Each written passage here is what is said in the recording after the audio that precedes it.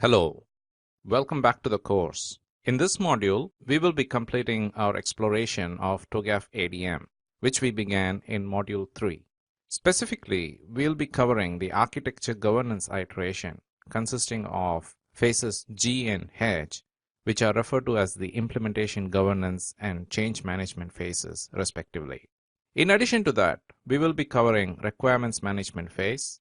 But first, we will continue with the account of how Tom Weisman intends to establish the architecture capability at WebFirst. So let's get started. Alex Newman obliged to Tom's request to go through the high-level agile process that he is putting together for the enterprise portfolio and program management team. So taking over the presentation from where Tom left off, Alex said, "Thanks, Tom. This gives me an opportunity to share my current thinking around the agile portfolio and program management process that I'm putting together. So in the terminology that I'm standardizing across the enterprise, large enterprise initiatives are referred to as epics, and they typically cut across multiple programs, projects, and business unit silos." He launched a slide deck that he had stored on his corporate cloud storage as he continued talking. The epics are identified, prioritized, sequenced, and located in a centralized enterprise-wide backlog, which we refer to as the portfolio backlog. The epics in this backlog basically falls into two categories: business epics and architecture epics. These high-level enterprise initiatives in the portfolio backlog are picked up and implemented via programs and projects initiated by the enterprise portfolio management team. The implementation teams themselves manage the project or program execution at the implementation team layer through an agile framework such as Scrum. These epics, be it business or architecture epics, before they get to the portfolio backlog, they need to go through a journey to be validated, approved, funded, prioritized, and sequenced. He then informed, "And by the way, my team has been working with some senior stakeholders to experiment various approaches to facilitate the process that gets these initiatives into portfolio backlog. And we have landed on using a lean agile approach that most of us favor, which we have called the portfolio Kanban. At this stage, I think it might be worth taking a 2 minutes detour to understand very quickly about this approach," he said. He then explained, "Simplistically, Kanban can be thought of as a lean, agile, self-organizing and scheduling system. It was introduced at Toyota Motor Corporation way back in the 1940s.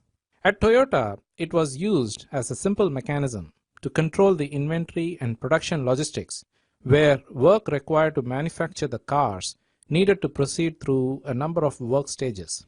It is one of the ways in which Toyota achieved just-in-time manufacturing capability. Literally in Japanese, Kanban means signboard. Indeed, the original system at Toyota was based on signboards that conveyed information to the production team, and it told them what needed to be produced, in what quantities, and by when.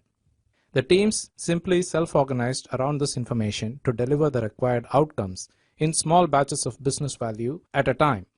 A key tool used in Kanban is the WIP limit, or work in progress limit. This is used to control the inventory of work at each of the work stages. This provides a simple mechanism to regulate the amount of work that gets in and out of the system. In a Kanban workflow, work is not pushed into the system, but rather pulled as the capacity opens up in each stage of the work. And in the case of Toyota, their value stream encompasses the entire value network.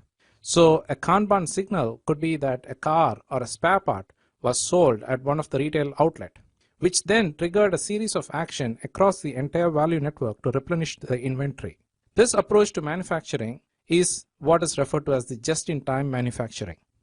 In this case, management's energy and effort was not expended in planning out step-by-step activities and telling people what to do, how to do, and when to do, but rather effort was focused on managing the work in progress inventory queue. At Toyota, Kanban and the associated visual management boards and the ability of the engineers to self-organize to deliver quality outcomes consistently is noted to have enabled extraordinary improvements in quality outcomes, as well as high level of visibility, control, and responsiveness, and helped build a culture of continuous improvements and innovation.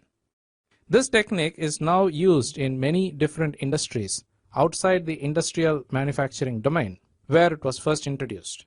The visual management aspect of this approach uses a physical board with columns to indicate work stages and visual cues such as post-it notes to represent work items, and these central information radiators were used to communicate, collaborate, track, monitor, and prioritize activities on an ongoing basis. The work stages in every case is highly context-specific, and for WebFirst portfolio, our initial view is that the portfolio Kanban at a high level would use a board that looks like this. There may be secondary Kanban boards to track items inside a given work stage. For example, the analyze stage may include more granular work stages such as review, workshop, experiment, pivot, and persevere to move the work forward to completion within that particular stage. The WIP limit enforced at each stage regulates work and optimizes the efficiency of the entire system, and to achieve what we call in the lean parlance as flow, thereby avoiding too much slack and too much work in progress inventory and continuously delivering business value. Structuring the portfolio management workflow in this manner and using WIP limits to optimize the flow and using visual management boards to collaborate and radiate the progress of work continually enables high degree of autonomy and self-organization within the teams and encourages innovation, creativity, calculated risk-taking, and therefore helps us deliver solutions that matter most to our customers and stakeholders. So that covers the quick overview of high-level agile process flow, and now I would like to hand it back to Tom to continue describing the proposed architecture capability and how that would interface and wrap around what I just described. Concluded Alex.